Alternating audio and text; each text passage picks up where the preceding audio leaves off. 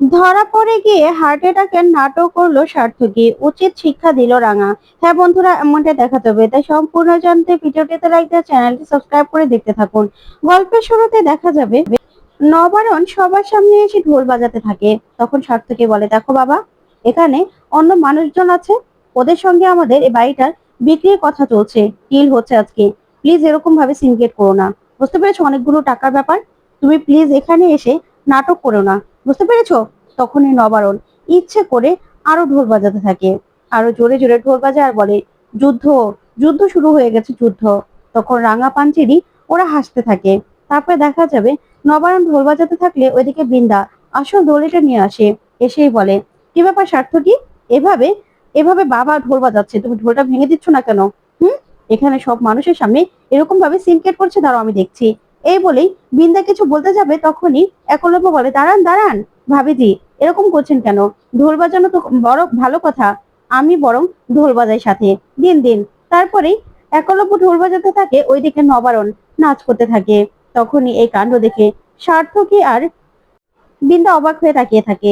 ওইদিকে বারবার করে সভ্য নাচতে নাচতে উঠে গেলেই অঙ্কুর সভ্যকে আটকায় আর বলে না। তারপরে বৃন্দার কাছে গিয়েও নবারণ নাচ করতে থাকে আর বলে, যুদ্ধ, যুদ্ধ। তখনই অদিতি নেমে আসে। তখন অদিতিকে গিয়ে বৃন্দা বলে, এই অদিতি, রাঙা, একলব্য, সভ্য ওরা কোথায়? রাঙা ওরা কোথায় বলো? কিন্তু অদিতি কিছুই বলে না, বারবার করে রাঙার দিকে তাকাতে থাকে। তখনই দেখা যাবে রাঙা বলে ওঠে, আচ্ছা, না না, এত চিৎকার চেঁচামেচি আমার একদম ভালো লাগছে না। এই ফ্যামিলি তো দেখছি অনেক ঝগড়ুটে, না, এসব অসভ্য ফ্যামিলিতে আমাদের ডিল করাটাই উচিত হয়নি। তখনই এর সার্থকী বলে, না না, ওরকম কিছু না, সব ঠিক আছে। তখনই রাঙা বলে, এ কি জি, তাড়াতাড়ি ওনাদের ঢোল ওনাদেরকে দিয়ে তাড়াতাড়ি করে কাজ সারুন, তারপর আমরা চলে যাচ্ছি। তখনই অঙ্কুরকে বলে, ভাইয়া জি, তাড়াতাড়ি করে টাকা নিয়ে আসুন। তখনই সেখান থেকে অঙ্কুর আর সভ্য টাকা আনতে যায়। তারপরে টাকা এনেই একটা বিটকেস দেয় সার্থকের হাতে, আর একটা বিটকেস দেয় বৃন্দার হাতে। তখন তো ওরা বিটকেস দুটো পেয়ে খুব পুরো খুশি হয়ে যায়, একদম পাগলের মতো করে এতগুলো টাকা পেয়ে। ওইদিকে ময়না তো বিটকেসটা কেড়ে নিয়ে একদম হাসতে হাসতে খুশিতে একদম যেন পাগল হয়ে যেতে থাকে, যা দেখে পাঞ্চেরিয়া রাঙা হাসতে থাকে। তারপরেই বৃন্দা পাগলের মতো করতে থাকে। ওইদিকে ময়না বলে, এবার তো আমরা টাকার বালিশে ঘুমোতে পারবো। এত টাকা আমাদের। তখন একলব্য বলে, হ্যাঁ, আমাদেরকে আসল দলিলটা দিন, তারপরে ভাবি যে আপনারা টাকাগুলো গুনে নিন, বুঝতে পেরেছেন?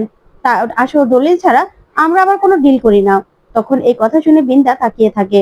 তখন পাঞ্চেরি বলে, হ্যাঁ হ্যাঁ, দলিলটা দিয়ে ভালো করে ভালো করে টাকাগুলো একটা একটা করে গুনে নেবেন, পরে যদি আবার বলেন যে টাকা কম, তখন কিন্তু আমরা শুনবো না, কারণ মিডল ক্লাস ফ্যামিলি বলে কথা। তখন তো বৃন্দা এই কথা শুনে তাকিয়ে থাকে। তখন সার্থকী বলে, হ্যাঁ হ্যাঁ, দলিল দিচ্ছি। তখন সার্থকী এসে বলে, বৌদি, দলিলটা দিয়ে দাও ওনাদের। তখনই বৃন্দা এসে একলব্যর হাতে দলিলটা দেয়। তখন একলব্য দলিলটা হাতে পেয়ে খুব খুশি হয়ে যায়। ওইদিকে নবারণও খুব খুশি হয় আর চোখ বেয়ে জল পড়ে যায়। তখনই একলব্য দলিলটা হাতে নিয়ে নবারণকে দেখায়।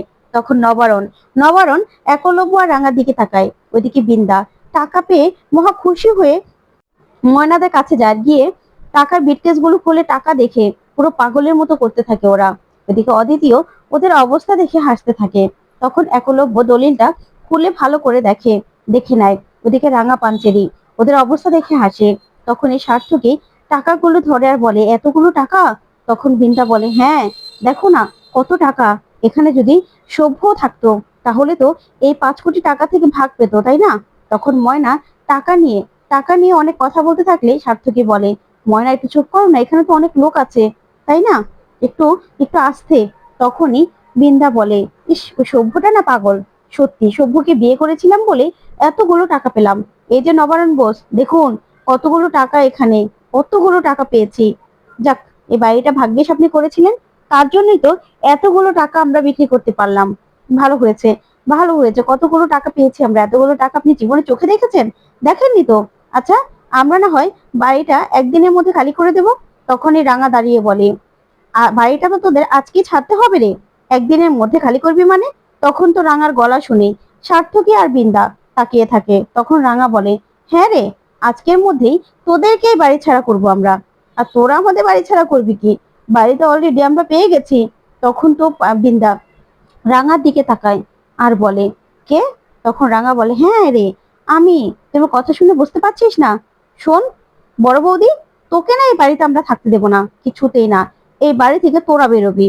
তখনই রাঙা নিজের নকল চুল আর চশমাটা খুলে ফেলে আর বলে, এই যে চশমা আর চুলটা যেমন নকল দেখছিস না, ওই টাকাগুলো না সব নকল, যেগুলো তোদের হাতে আছে। তখন সার্থকী আর বিন্দা যেন ওদের মাথায় আকাশ ভেঙে পড়ে। তখন রাঙা বলে, তোরা আমাদের সঙ্গে চালাকি করেছিস আর আমরা করব না? কি বলছিস? তখনই ময়না বলে, কি ওরা নাটক করছিল? এই বলে ময়না জ্ঞান হারাতে থাকে। তখনই সার্থকী ময়নাকে ধরে ফেলে।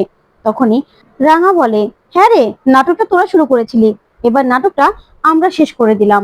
তখন অদিতি বলে, একদম ঠিক হয়েছে, ঠিক হয়েছে। তখনই বিন্দা তাকিয়ে থাকে আর সভ্যকে দেখেও তাকিয়ে থাকলে সভ্য বলে, একদম যেমন চালাকি করেছো তেমনই একদম ফল পেয়েছো বিন্দা বসু। তখন বিন্দা বলে, দেখেছো সার্থকী, আমি তোমাকে বলেছিলাম কিছু একটা গড়বড় হচ্ছে, বলেছিলাম তোমাকে। তখন পাঞ্চেরি বলে, কেন? এখনো এখনো কি কোনো সন্দেহ আছে? শোনো, এবার না তোমাদের হাতে কিচ্ছু নেই, কিচ্ছু নেই, তোমরা কিচ্ছু করতে পারবে না, কিচ্ছু না। তোমরা যে চালাকি করে বাবাকে ঠকিয়ে যেইভাবে যেভাবে বাড়িটা লিখিয়ে নিয়েছিলে, ঠিক সেইভাবে আমরা বাড়িটা লিখিয়ে নিয়েছি। তোমরা সেদিন যে এগ্রিমেন্টে সাইন করেছিলে সেটা কোনো এগ্রিমেন্টের কাগজ ছিল না, সেটা দানপত্র কাগজ ছিল। বাবা মায়ের নামে না অলরেডি বাড়িটা হয়ে গেছে। তখন বিন্দা বলে, সার্থকী দেখেছো, আমি তোমাকে বলেছিলাম কিছু একটা গন্ডগোল তো আছেই, না হলে কালকে ওরকম ভাবে আমাদেরকে রান্না করে খাওয়ানো, আবার আজকে এরকম ভাবে বাড়ি থেকে সবাই উধাও হয়ে যাওয়া, বাবার ঢোল বাজানো, সেটা আমার আগে খটকা লেগেছিল। তখনই একলব্য বলে, কি রে মেজদা, দেখ দলিলটা নিবি নাকি? তখনই দেখা যাবে সার্থকী দলিলটা নেওয়ার জন্য আবারও নেওয়ার চেষ্টা করে একলব্যর হাত থেকে। তখনই নিজে ছিটকে গিয়ে নিচে পড়ে। তখন সভ্য বলে, দেখ দেখ পড়ে গেছে, পড়ে গেছে। তখন তো এই কথা শুনে অবাক হয়ে যায় ময়না। তারপরেই একলব্যকে সার্থকী বলে, দেখ একলব্য, দলিলটা দিয়ে দে, ভালোই ভালোই বলছি, দলিলটা দিয়ে দে, বেশি ভালো হচ্ছে না কিন্তু। তোরা আমাদেরকে ঠকাতে পারবি না, পারবি না ঠকাতে। তখন একলব্য বলে, শোন, তুই যদি এই দলিলটা নিয়েও নিস না, তারপরেও না তোদের হাতে আর কিচ্ছু নেই, তোরা কিচ্ছু করতে পারবি না, কারণ বাবা মায়ের নামে অলরেডি বাড়িটা হয়ে গেছে, বুঝতে পেরেছিস? তখন এই কথা শুনে সার্থকী অবাক হয়। তখনই অঙ্কুর বলে, হ্যাঁ সে কালকেই তো বাবা মায়ের নামে বাড়িটা হয়ে গেছে। তোমরা তোমরা যখন সইটা করেছিলে, তোমরা যে এগ্রিমেন্ট পেপারে সইটা করেছিলে, সেটা কোনো এগ্রিমেন্ট পেপার ছিল না, আমাদের উকিলের সামনে বাড়িটা দানপত্র করে দেওয়া হয়ে গেছে। তখন পাঞ্চেরি বলে, হ্যাঁ, যেমন তোমরা চালাকি করেছিলে তেমন চালাকি করে তোমাদের কাছ থেকে আমরা সবটা নিয়ে নিয়েছি, বুঝতে পেরেছো? তখন একলব্য বলে, বাবা মাকে ঠকাতে তোদের একটু লজ্জা করলো না, তাই না মেজদা ভাই? লজ্জা করলো না? তুই বাবা মায়ের সন্তান হয়ে এরকম একটা কাজ কি করে করলি? তখন সভ্য বলে, আর বিন্দা, তুমি যেরকম করেছো না, তার জন্য তোমার এটাই ঠিক আছে। তখন রাঙা বলে, হ্যাঁ, তোরা তোরা যা যা করেছিস, তোরা যে নাটকটা শুরু করেছিলি সেই নাটকটা শেষ করেছি আমরা। এবার এবার তোদেরকে বাড়ি থেকে বেরোতে হবে, এই বাড়িতে তোদের আর জায়গা নেই, জায়গা নেই তোদের। তখন তো বিন্দা এই কথা শুনে রেগে যায়। তখন অদিতি বলে, যেমন কাজ করেছে তেমন ফল পেয়েছে। তখন বিন্দা অদিতির দিকে তেড়ে আসে আর বলে, অদিতি, তোমার এত বড় সাহস হয় কি করে? তখন অদিতি বলে, একদম না বড় বৌদি, একদম না, একদম চুপ। যারা তোমাদের জন্য এত কিছু করেছে আর তাদের সঙ্গে তোমরা বেমানি করেছো, তোমরা কি মানুষ? তখনই পাঞ্চেরি বলে, মেজদা, তোর জন্য বাবা মা কি না করেছে বলতো, কি না করেছে? তোর বিপদে আপদে সব সময় তারা পাশে থেকেছে, আর তুই কিনা সেই বাবা মাকে ঠকালি। ছি, আমি ভাবতেও পারছি না তুই বাবা মাকে কি করে ঠকালি বলতো, কি করে ঠকালি? এখন তো তোদের এই বাড়িতে আর কোনো জায়গা নেই, কোনো জায়গা নেই। তখনই সভ্য বলে, আসলে ভাবতেও না লজ্জা লাগছে, তুই টাকার জন্য এতটা নিচে নামতে পারলি সার্থকী, এতটা নিচে? তখন পাঞ্চেরি বলে, তোদের সঙ্গে যা হয়েছে না একদম ঠিক হয়েছে, একদম ঠিক হয়েছে, যেমন কর্ম করেছিস তোরা তেমনই ফল পেয়েছিস। তখনই একলব্য বলে, একদম ঠিক কথা, ঠিক কথা। তখন রাঙা বলে, এবার এবার কি করবি তোরা? এবার তো তোদের হাতে কিছু করার নেই, এই বাড়ি থেকে তোদেরকে এবার বেরিয়ে যেতেই হবে। তখনই অঙ্কুর বলে, হ্যাঁ, ব্যাগপত্র নিয়ে এবার বাড়ি থেকে বেরোতেই হবে, এই বাড়িতে এদের আর জায়গা হবে না, একদম জায়গা হবে না। তখন একলব্য বলে, না, এদের কি অবস্থা হবে সেটা এই বাড়ির মালিক আর মালকিনি ঠিক করবে, এদের কোন অবস্থা হবে। তখনই দেখা যাবে নবারণ বলে, আমার তো ঠিক করা হয়ে গেছে, প্রমিতার সঙ্গে আমি কথা বলে ফেলেছি, এই বাড়ি থেকে এদেরকে আজকে এক্ষুনি এই বাড়ি থেকে বের করে দেবে, এই বাড়িতে যেন ওরা একদমই না থাকে, ওদের ব্যাগপত্র গুছিয়ে ওদেরকে ঘাড় ধাক্কা দিয়ে বাড়ি থেকে বের করে দাও। তখন সার্থকী বলে, বাবা, তুমি আমাকে এই বাড়ি থেকে বের করে দেবে? তখন নবারণ বলে, একদম না, একদম আমাকে বাবা বলবি না তুই, তুই বাবা না, বাবা তুই সন্তান নামের কলঙ্ক।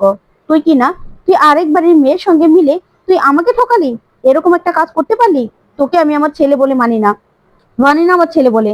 বেরিয়ে যা, এখনই তুই ব্যাগপত্র নিয়ে বাড়ি থেকে বেরিয়ে যা, বেরিয়ে যা, কুলাঙ্গার সন্তান একটা তুই। তোকে না দেখলেও আমার এখন ঘৃণা করে। তখনই বিন্দা মনে মনে ভাবে কি করবে ও।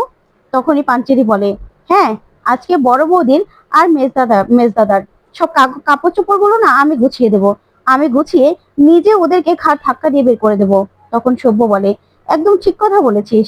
তখনই বিন্দা বিন্দা সভ্যর কাছে আসে আর এসে বলে, সভ্য, সভ্য আমাকে ক্ষমা করে দাও। তখন সভ্য বলে, না বিন্দা, তুমি না এবার এবার একদম অপরাধের চূড়ায় পৌঁছে গেছো, তোমাকে কোনো ক্ষমা নেই, ক্ষমা নেই তোমাকে। তখন রাঙা বলে, কি বড় বৌদি, তোকে বলেছিলাম তো এই বাড়ি থেকে যে চোখ তুলেও তাকাবে তার চোখ আমি উঠে ফেলবো।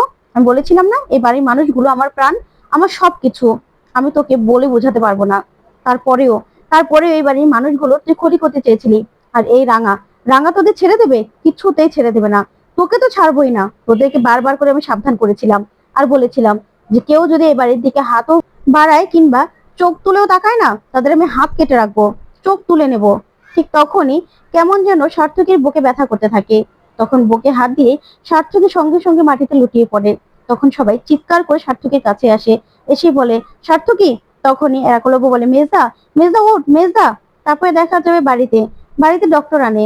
তখন ডক্টর চেক আপ করে এসে বলে, ইমিডিয়েটলি ওনাকে হসপিটালে এডমিট করতে হবে। আমার মনে হচ্ছে উনি একটা অ্যাটাক করে গেছে, হার্ট অ্যাটাক হয়েছে ওনার। তখন তো এই কথা শুনে নবারণ চমকে যায়, বলে, কি বলছেন ডক্টর? তখনই ডক্টর বলে, হ্যাঁ, ওনার হার্টে ব্লকও থাকতে পারে, তার জন্যই বলছি ওনাকে হসপিটালে নিয়ে আসুন। তখন একলব্য বলে, ঠিক আছে ডক্টর, আমি এখনই গাড়ি বের করছি। আর বড়দা আর অঙ্কুরদা গিয়ে মেজদাকে নিয়ে এসো। তারপরে ওরা নিয়ে আসতে চলে গেলে ওইদিকে নবারণ কাঁদতে থাকে আর বলে, এগুলো আমাকে দেখতে হবে? হ্যাঁ, আমি তো চেয়েছিলাম কৃষ্ণা যে বাড়িতে সবাইকে নিয়ে একসঙ্গে থাকতে, সুখে শান্তিতে থাকতে, কিন্তু এটা কি হয়ে গেল, কি হয়ে গেল? তখন কৃষ্ণা বলে, দাদা তুই নিজেকে সামলা, না হলে তো তোরও শরীর খারাপ করবে রে। তখন রাঙা বলে, আচ্ছা পিসিমণি, তুই বরং বাবাকে ঘরে নিয়ে যা, আমি মাকে ফোন করেছি, মা চলে আসছে। আর মেজদাকে সবাই মিলে হসপিটালে নিয়ে যাচ্ছে, তুই বাবাকে ভিতরে নিয়ে যা, না হলে বাবার শরীর খারাপ করবে। তখনই কৃষ্ণা নবারণকে নিয়ে ভিতরে চলে যায়। ওইদিকে রাঙারও খুব মন খারাপ। তখনই অদিতি বলে, মেজদাকে না হয় হসপিটালে নিয়ে যাবে রাঙা বৌদি, কিন্তু বড় বৌদি কিন্তু নিজের ঘরেই আছে, ওকে কিন্তু এখানে থাকতে দিলে চলবে না। তখনই রাঙা বলে, না, বড় বৌদিকে তো শাস্তি পেতেই হবে। বড় বৌদির মাথা থেকেই না এই শয়তানি বুদ্ধিগুলো বেরিয়েছে। মেজদা যতই খারাপ হোক না কেন, মেজদার মাথা থেকে শয়তানি বুদ্ধিগুলো বেরোয়নি, আমরা জানি। তাই মেজদার আগে ওই বড় বৌদিকে এই বাড়ি থেকে ঘাট ধাক্কা দিয়ে বের করতে হবে। তখন পাঞ্চেরি বলে, বড় বৌদিকে এই ঘর থেকে বের করব আমি।